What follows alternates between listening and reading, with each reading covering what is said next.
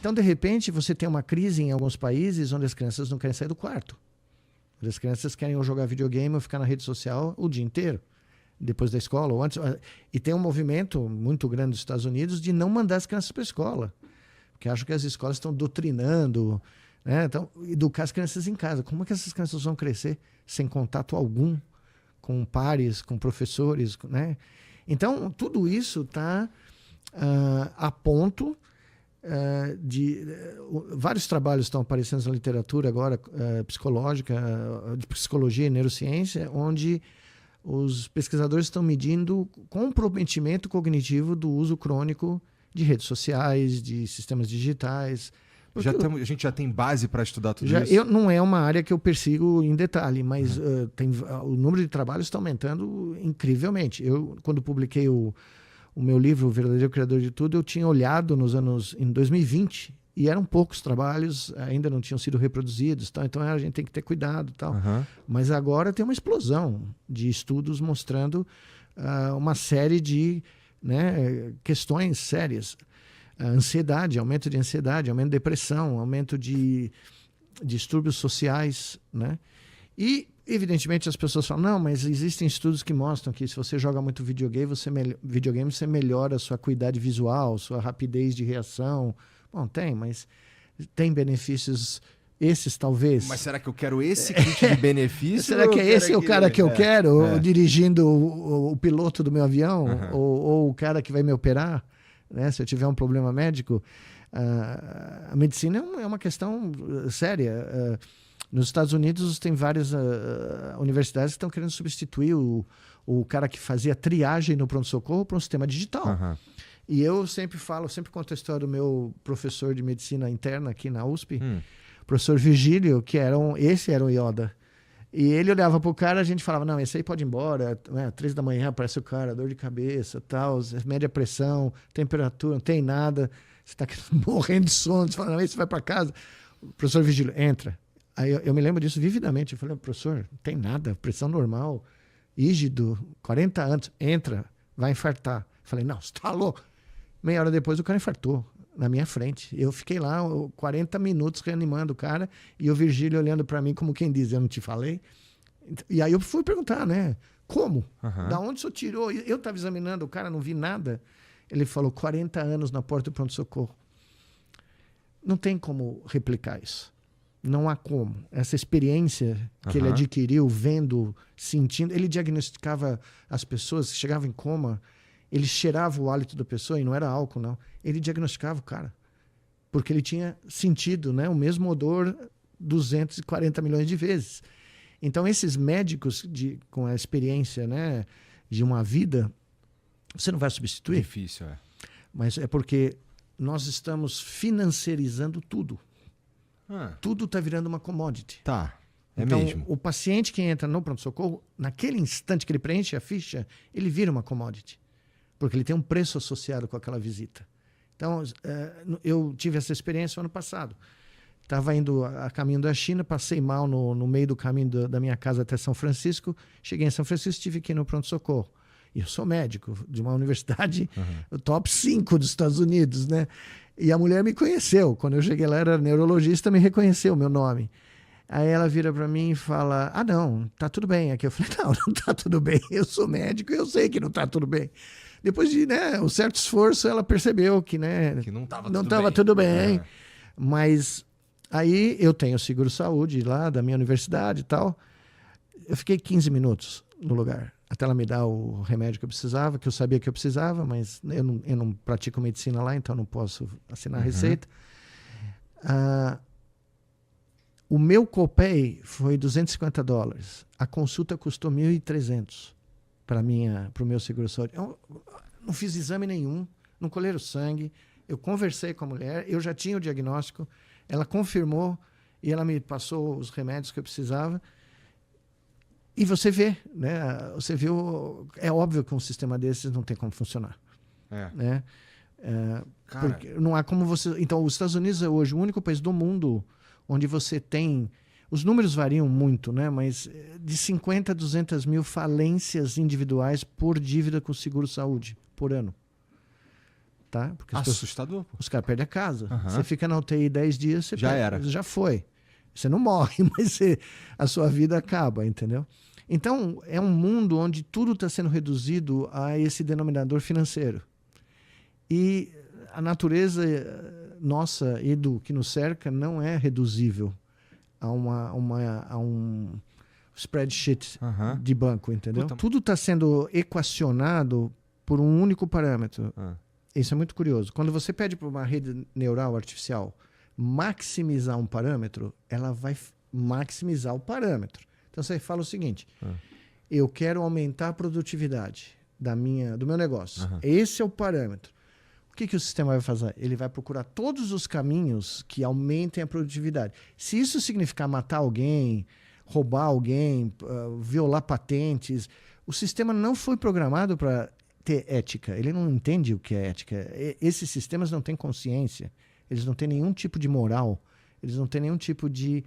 Pela própria natureza deles. Pela própria natureza. Quando o grande desserviço que o Comitê Nobel de Física fez foi dar o prêmio Nobel para um dos caras malucos da área, que é o Hinton, né? O Geoffrey Hinton, que é um doido varrido, que diz que as redes neurais dele têm sentimentos, pensam, é consciente. Não, ele fala isso há 30 anos, eu conheço o cara.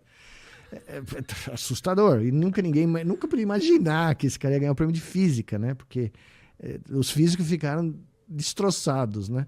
Mas, enfim, o cara, ele projetou, ele antropomoficou as redes neurais achando que elas são... Tanto é que ele é um dos defensores, com um grupo de gente, que agora nós temos que discutir os direitos do ChatGPT, como se fosse um ser humano. Eles têm direitos, né? Imagine.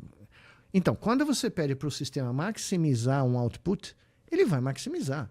Ele não vai medir consequências. Se ele tiver que demitir 90% dos carteiros para o correio ter o lucro, mesmo que o problema não seja a existência de 90 mil carteiros, ele vai lá demitir os carteiros. Então, como a sociedade inteira foi otimizada, ou está sendo otimizada com esse único parâmetro, que é um parâmetro, vamos dizer, financeiro, lucro. Eu quero ter lucro. E você está usando a inteligência artificial para decidir como você vai... O caso mais estuporante é seguro-saúde americano. Tem várias empresas que estão usando agora sistemas como o ChatGPT para decidir se eles vão cobrir a sua conta médica, tá? Mesmo você pagando barato, privado. Só que assim, qual que foi o parâmetro que a empresa... Eu quero ter o máximo de lucros para dar o máximo de dividendos para os meus investidores, tá? Bom, o cara vai matar gente.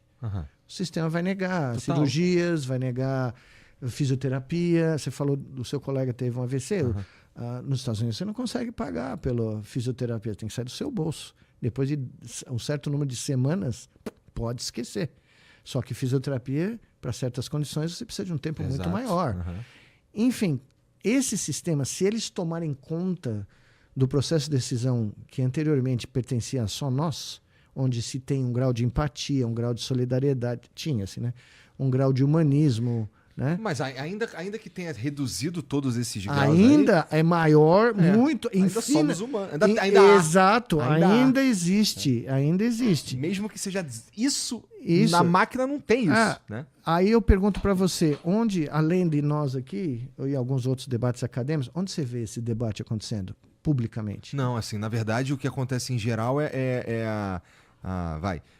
o ChatGPT e as inteligências artificiais, o cara que cria uma imagem, a ferramenta que cria uma imagem ou que cria um vídeo e facilita o teu trabalho, isso aí é endeusado, na verdade. Essa é a solução dos nossos problemas para valer, quando, na verdade, a gente está gerando mesmo a galera que... sem empatia, sem... E eu vou te dar outro dado que ninguém deve ter. Para você rodar esses sistemas, você precisa de centenas de milhares de chips da NVIDIA rodando nesses data centers gigantescos, tá? Cada um desses data centers, hoje em dia, consome eletricidade e água equivalente a uma pequena cidade. Então, tem cidades no Arizona, no Texas, que estão ficando sem água e sem luz. E estão querendo chutar esses caras para fora. Aí saiu ontem um artigo no Guardian mostrando que a Microsoft admitiu em 2023 ter 43% dos seus data centers localizados em áreas onde falta água para a população local. Tá? Então, são monstrengos, né? Evidente que você precisa de data centers para processar todas as informações, e-mail, cloud e tudo. Só que a ênfase hoje em dia são nos data centers de inteligência artificial para rodar e treinar esses modelos com trilhões de dados. Muito mais, assim, muito famintos de famintos de energia e água. água. Então, ontem o Guardian soltou um relatório enorme. Quem quiser, eu recomendo ler no site deles, mostrando que existem planos de construir centenas desses data centers. Tem até ministro brasileiro indo implorar para trazer para cá, o que eu acho um absurdo completo, em áreas desérticas, em populações que não têm água, na Espanha, no Oriente Médio, na África, em regiões onde quem está morando lá já sofre com problemas de eletricidade e água. Se você puser um barato desses, você vai acabar, né, com o suprimento natural para quem mora lá, né? Então é como se fosse uma invasão, é como se fosse um imperialismo digital. Tá? Você não pode mais fazer nos Estados Unidos, né, porque está tendo resistência, as comunidades estão passando, as cidades estão passando leis locais proibindo os prefeitos de atrair essas coisas, né, porque gera muito pouco emprego, é um número muito pequeno de pessoas, mas tem um impacto ecológico, ambiental enorme, com um retorno zero, porque esses caras vêm com isenções fiscais. A cidade não ganha um dinheirão, né? Não ganha um recurso financeiro como se propagam por aqui, né? Então você está tendo quase que uma invasão digital agora, física, né? Com consequências que ninguém para pensar, né? Porque porque eu quero falar com o ChatGPT. Exato, eu quero, né, pedir para o ChatGPT fazer um meme do meu primo, né? Eu tenho um monte de primo, teria que fazer um monte de meme, mas o mais incrível é isso, é a autofagia humana. Não é nem mais só ganhar dinheiro. Sem querer, nós cruzamos aquele ponto, aquela linha no chão, né? Que nenhuma espécie que nós conhecemos, pelo menos, jamais cruzou. Que é conspirar contra si mesmo.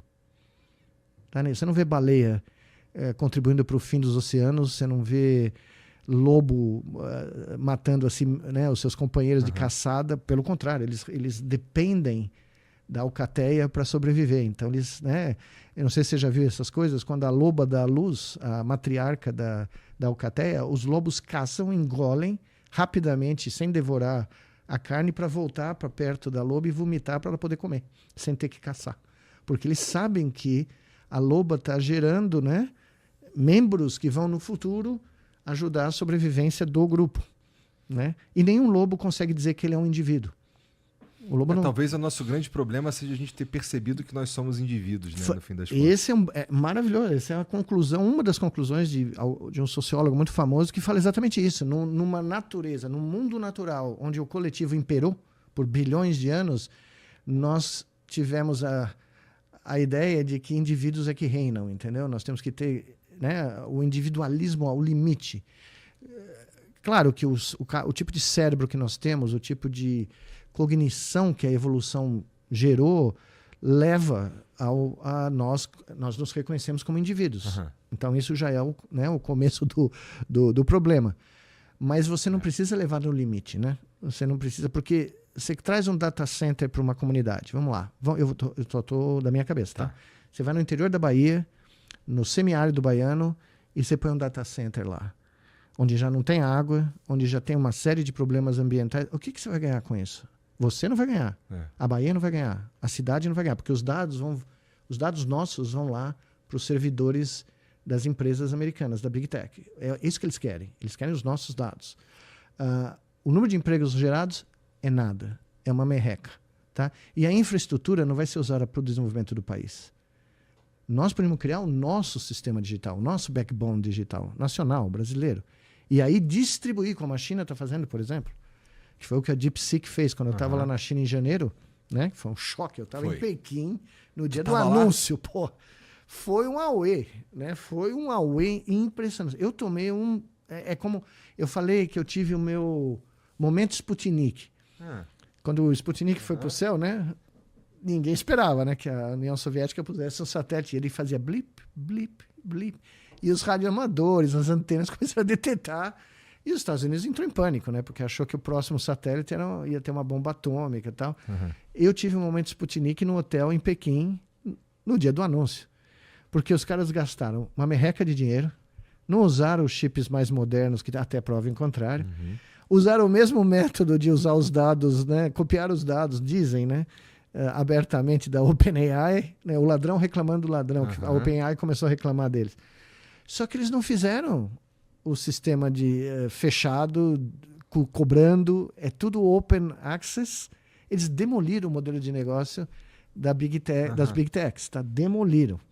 Lá na China, eles não estavam lá, eles não podiam usar o ChatGPT antes do DeepSeek? Eu não sei se eles têm acesso ao ChatGPT. Eu sei que a inovação é um bando de menino, nunca saíram do país, todos formados na rede de universitária americana, não tem doutorado.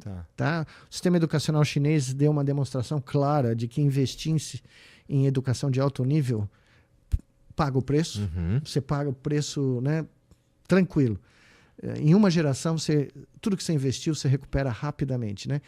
E eles, algo que todo mundo falava, não, os chineses não vão fazer, não vão fazer, não vão fazer, eles inovaram de uma maneira, foi cataclismática, entendeu? É como você chegar e falar, olha, vocês têm uma indústria de aço, cujo business plan é X, eu inventei um aço que eu faço de areia, entendeu? Custa uma merreca.